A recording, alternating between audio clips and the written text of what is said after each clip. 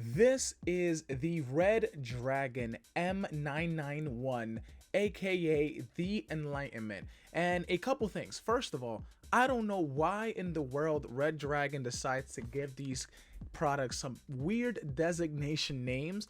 Don't know why, but this mouse looks extremely familiar as to a couple of mice that already are in the market out today, but let's hope that this price point can actually be very compelling to us budget gamers. Let's get into it. Hey guys, and welcome back to the channel.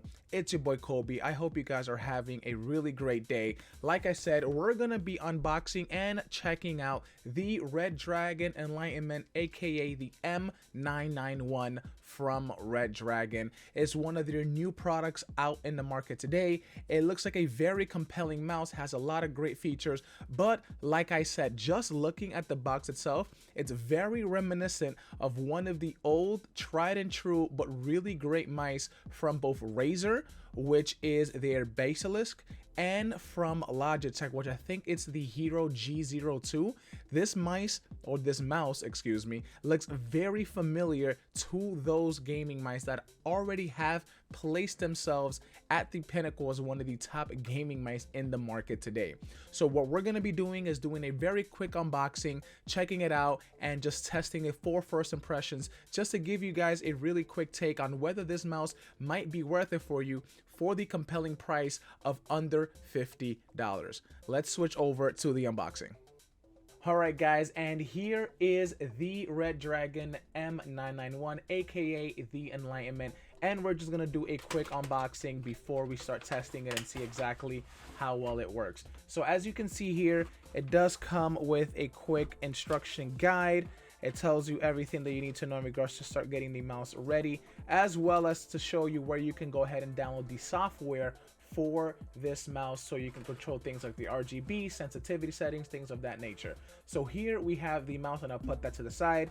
Everything else that comes in the packaging is a very nice braided cable. It is USB Type-C to Type-A, which is amazing, and you will go ahead and plug it in like this.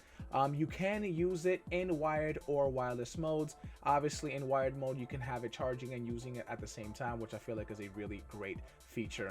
Just looking else in this box, you do get the wireless dongle that you would need to obviously use this in wireless mode. There is no Bluetooth for this mouse, so it's either wired or wireless with the 2.4 gigahertz dongle here. And looking at the back, you see you have this thing to twist and open, and this is where you can put the compartment for the wireless dongle here in the back of the mouse, and you will just fit it in like that. So it is kind of cool that you can just put it in and take it for your travels and whatnot. So that's where the dongle would go if you're not using it, of course.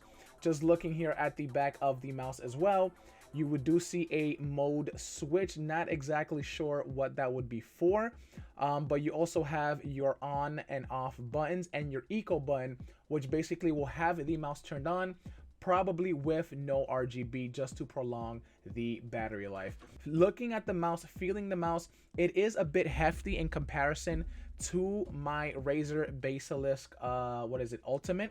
So it does look extremely similar. I do have the grip tape on this one specifically, so obviously I added a couple little things to it, but the way I hold the mouse, if you have large hands like myself, would be like this, and I will probably do the same thing with these Redragon. I do like the textured sides here and on the inside, and it's very comfortable to hold, very similar to the Razer mouse that I actually use on the daily.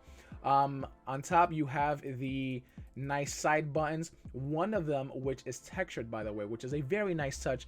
Not even Razer can have that, and Razer has it a little bit more slimmer compared to the second one here back, and I like it that they're almost the same size, and that one has a textured grip so you can differentiate when you're playing certain games. Here you do have the left and right click. You do have the DPI buttons, and I'm not sure what the third button was. I will double check that, but you can change the DPI on the fly. This is a scroll wheel, which feels a little bit less resistant. I know that, for example, the Razer one, you can change the resistance here on the bottom, but unfortunately there is no way to change the resistance on the scroll wheel. It is a little bit loose for my liking. I would like it with a little bit more resistance, but if that doesn't really bother you, then you'll probably not really care for it at all. On top of that, you do have this rapid fire button, something I've never ever used or even had in a gaming mouse over the years.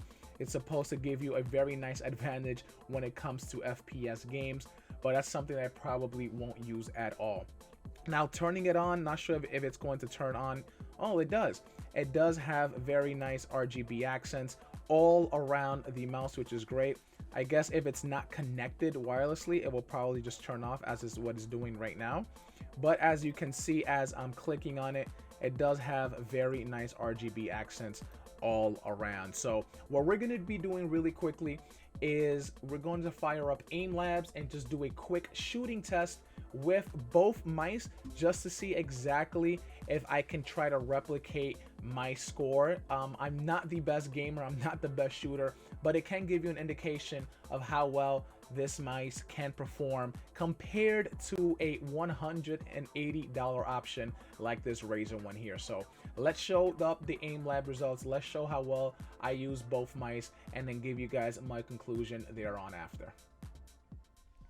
So like I said, I am not the best shooter and my skills aren't anywhere close to a professional gamer, but I felt that with the Razer Basilisk Ultimate, I managed to perform pretty good considering, and the score along with the overall accuracy is in line with my averages for the most part. The mouse was used at 800 DPI with the default sensitivity settings in this particular game mode. Now switching over to the Redragon M991, and somehow it felt a bit better despite it feeling a bit heavier actually, which I guess worked out in my favor because I felt like I was able to aim just a bit better. It feels crazy smooth and I felt no lags or stutters while using it in wireless mode. The overall score ended up slightly better than the Razer one, clearly showing you how well it feels to use even after a short time. Alright guys, and that is my take on the Redragon M991, aka the Enlightenment, and I think I am extremely impressed with the amount of features that you get in this mouse, the wireless capabilities as well. You can also use it in wired. I don't know if I mentioned that earlier.